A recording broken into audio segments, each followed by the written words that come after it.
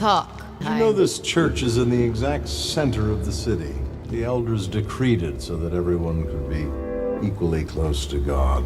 This much granted, there is also an elusive relationship between the religious and the philosophical outlooks, both promising to reveal what falls beyond the ambit of passive experience. The spiritual dimension of life is coextensive with human experience and seems to be a vital ingredient. I like that. The geometry of belief. I believe that a life devoid of the spiritual dimension has been emptied of one of the chief sources of action, contemplation, and sublimity. Do you see the beauty of it? The inevitability.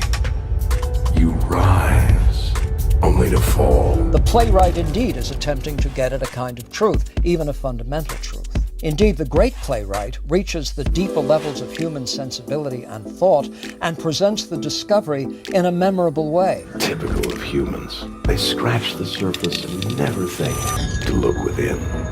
We reach levels of self-understanding by way of such dramatists, and in a manner that would be almost impossible to approximate in any other way. But there is nonetheless a special feature of philosophy that really does mark it off from all the rest.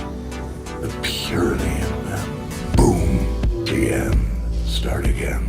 Not in the sense of being better, or more advanced, or reserved to a privileged few. The philosophical perspective is one of criticism, and, yes, skepticism.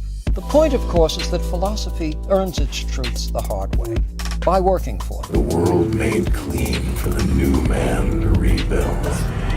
I was meant to be new. I was meant to be beautiful.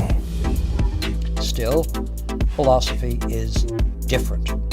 The central aspect of the philosophical perspective is a critical aspect. Criticality, criticism, self-criticism. This is what is at the very center of the philosophical project, the philosophical way of thought. It's at the very center of the philosophical enterprise. What is believed by way of the philosophical worldview is wisdom itself.